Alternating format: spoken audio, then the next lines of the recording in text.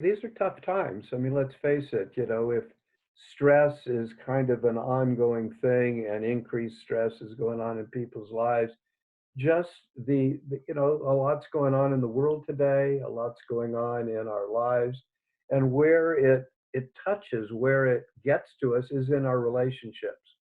Many people say, okay, I can deal with myself. I can deal with my own health and well-being, but it's my relationship. It's where these two different people come together that is both my great hope for good feeling, and it's also how frustrated I get when that is not working.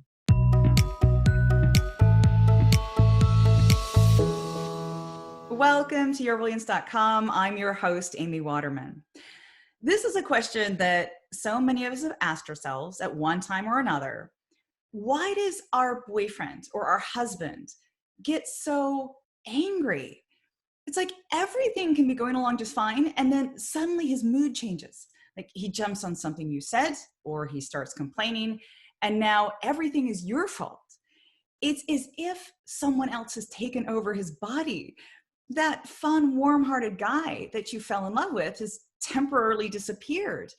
And what's worse is when you try to talk to him about it, he claims that he's not angry, and he says that you're the one attacking him. So what is going on? Well, your guy might have irritable male syndrome. Our guest for today, Dr. Jed Diamond, is the author of The Irritable Male Syndrome and an expert on male anger and male menopause. He's a licensed psychotherapist with a PhD in international health and a master's in social work. And for 50 years, he has been a pioneer in the field of gender-specific medicine and men's health. He's been featured on The View, Good Morning America, The Today Show, and Anderson Cooper. Welcome, Dr. Diamond. Well, thank you. It's great to be with you. So you have been writing about men and masculinity and male anger for decades. Why did you decide to specialize in male anger? Well, a little broader context, I've been working on these issues for a long time, as you point out.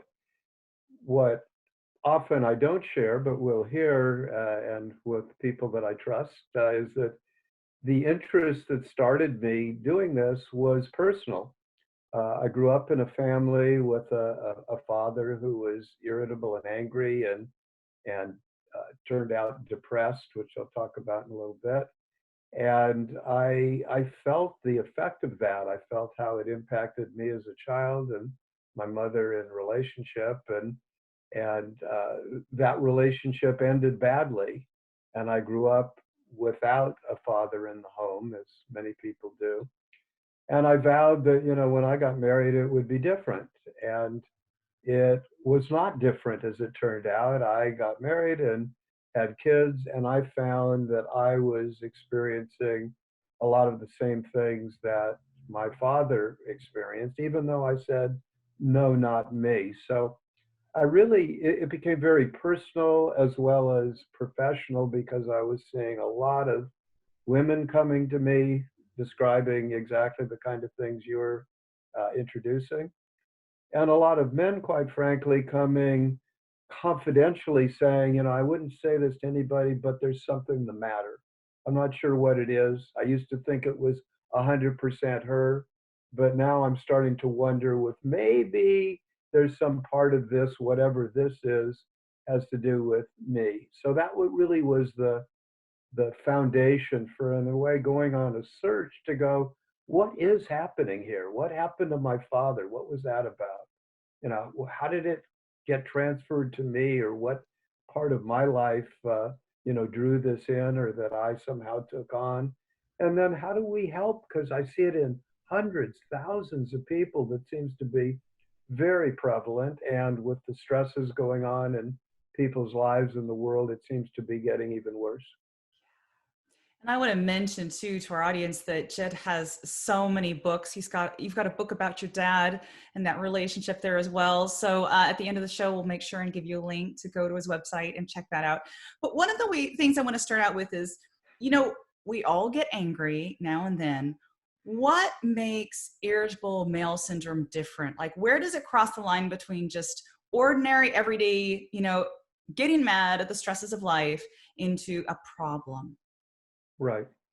Well, clearly we all get angry, male and female, and that question of where does it cross the line from just the normal problems we all experience to something that really can be deadly to a relationship, to our self-esteem, and in extreme cases can either even turn into violence that can be physically threatening to another person. So, as I suggest, one is intensity, from minor to deadly. So we look at a scale from one end to the other when I assess people. The second is how long has it been going on? Is this something that seems to be not something that just happened once a year or occasionally, but something that seems to be going on over a long period of time? And the final thing is how is it impacting the person's relationship? How is it interfering or not? Because we all, get angry, we blow up, and then we make love or whatever, we get back together, and there's no lasting impact. It's one of those little things that happens and you eventually draw together. But if it's chronic, if it's long lasting, if it's affecting the relationship, then it's something that we, need to deal with professionally or through self-help or in whatever way people go, I don't want this to go on. This is not good. And one of the things people often do in that situation, because he's angry all the time, especially to have your partner who's supposed to love you look at you in disgust and say that you're the root of all his problems. If you take those series of symptoms to your girlfriends or to people who love you, they will say, get out of the relationship. This guy is not treating you okay. He's not going to change, and you don't have to live like this. What is your perspective on whether or not these relationships should be right, no good, we'll just end it, or whether or not couples should fight to try and work it out? Well, I think just to back up a step, part of whether anybody decides to leave or to stay, some of it depends on have you given up, you just feel like it can't change. Nobody goes into a relationship saying, I'll try it out for a while and then if it doesn't work, I'll get out. But everybody who's in a stressful relationship reaches a point where they ask that question. So before you can answer that question, and this is kind of the work that I've been doing over these many years, is to understand what is really going on. What is this thing that I've come to call irritable male syndrome? And just a quick background, the way I got onto this, I had done research and I wrote a book on male menopause and the changes that men went through at midlife. And one of the things that tipped me off to that was as our hormone levels drop as we get older, we found that men and women, depending on what hormones we're looking at, become more irritable and angry. In the case of men, as testosterone decreases, we have increased irritability. And after I wrote the book on male menopause, I found that there are a lot of younger men were experiencing some of these angry, irritable symptoms that seemed to come out of the blue. And I was going, what's that? So I developed a questionnaire that I put all the symptoms that I was finding out, I was hearing from women and men, and I developed a questionnaire that led to the book, as you mentioned, the Irritable Male Syndrome. But in the course of putting the questionnaire up to get information for the book, I found that men and women found the questionnaire really helpful in understanding and answering those questions that you're asking. How do you know what's really going on? And so we've now had 60 to 70,000 people take the questionnaire and to then see here's the from mild to serious, not lasting to long lasting, and more importantly, what are the underlying causes? What is going on underneath the surface that's leading to what we see as this irritability that comes out of the blue and can be so destructive? So of course I have to ask that question because Normally, like I said, if we take that set of symptoms to our girlfriends, to people who love us, they'll say, well, it's obvious why. It's because he's a jerk and he doesn't want to treat you right. What else is going on here? Well, what I found is there's actually four causes, and there's a bunch more, in the question. It's 50 questions, so it gets at actually 9 different dimensions, and I can tell people how they can find out about the quiz and take it if they're interested. But it turns out there's 4 major reasons. One is hormonal changes, the drop of testosterone that we can understand and measure. Second symptom is that they become irritable and anxious and angry. And what we find is there's changes in brain chemistry. That's the second underlying cause, that there's actual changes in the brain that often have to do with diet and what we eat. And just a little snippet of that is that many people, men in particular, go on these low carbohydrate diets. They think carbs are bad. Well, good carbs increase the serotonin level in the brain, which is the chemical that helps you feel peaceful and good. It's what goes into antidepressants. You take out good carbohydrates and you become more irritable and angry. That's the second reason. The third is role changes. What does it mean to be a good man in today's world? It's very confusing to men and women. So changes of roles, a child comes in and now you're a father, the child leaves and is off to college and now you're empty nest syndrome, changes, woman goes to work or doesn't work, changes in roles between the partners in the relationship. And then the fourth is, and there's actually one more that I've added since I wrote the book, but the fourth is increasing stress levels that are out of the ordinary. So that we see around. And then the fifth is this ongoing thing, which we're beginning to see now, which is just a feeling that the world is out of balance. It isn't just us. It seems like everything is out of whack and we don't know what to do. So that's the fifth underlying cause of this. So if you understand what these 5 are, you can then obviously do something about it. And you can then know, well, he's not just, fill in the blank, and we've all got the angry fill in the blanks, but this really has a cause. And if you understand the causes, you can treat them, you can prevent them, and you can save a whole lot of relationships that in the past just went under because somebody gave up. Okay, so I'm going to say I'm a woman. I've got a partner. My partner is angry. I hear these 5 causes and I'm like, I'm sure one of those fits him. So I go to him and I say, Dr. Jed Diamond tells me there's 5 causes of your anger. Look at these and tell me which one you have and let's fix it.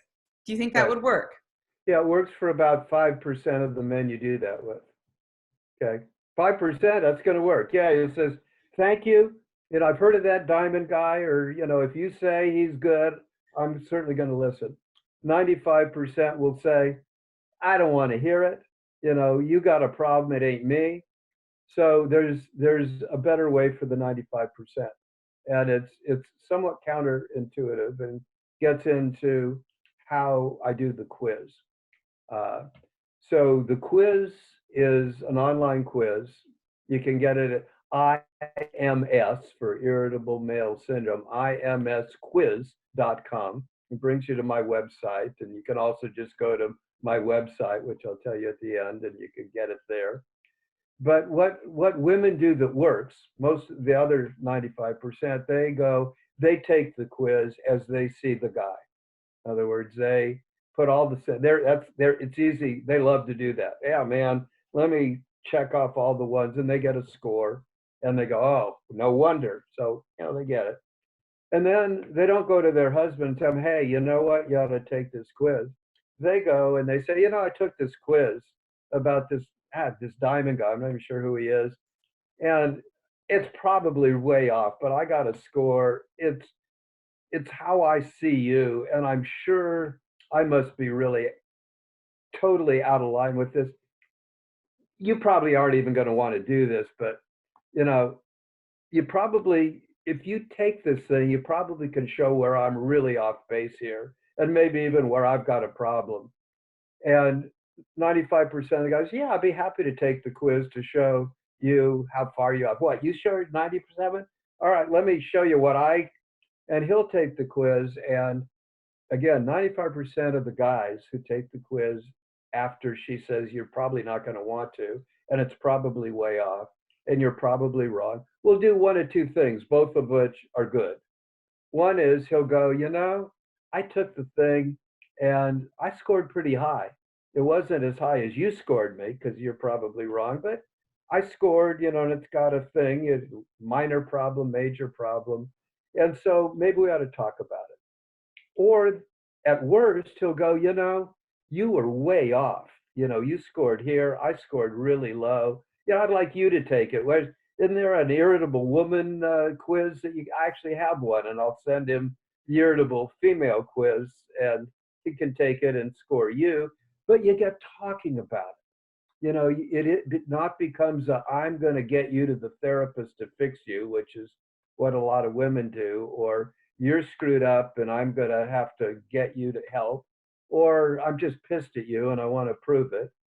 But it becomes then a source of let's look together at what may be causing this. It isn't you're a bad guy, and it isn't I'm a bitchy woman or whatever, but there is something that's going on that can be fixed. Let's see what it is.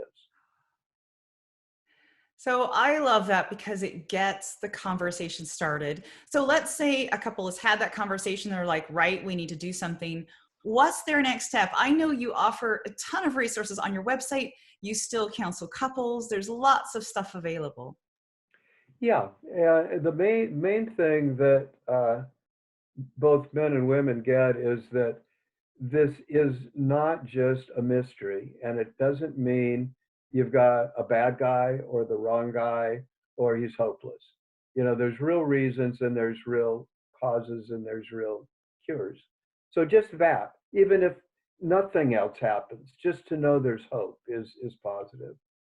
For many men, and I can almost quote hundreds verbatim, and this will help any of the women that are listening, which is anytime the woman tells a guy, you've got a problem, what he hears is, regardless of how good intentioned you are, what he hears is, there's something the matter with me. I'm a bad guy.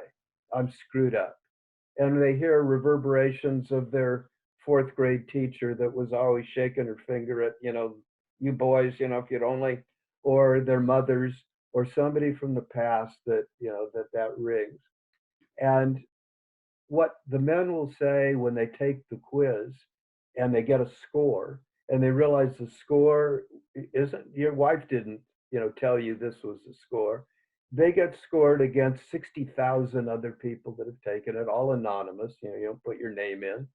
And so they will say verbatim, my wife's been telling me, or my girlfriend's been telling me, I'm angry for years, and I didn't believe her.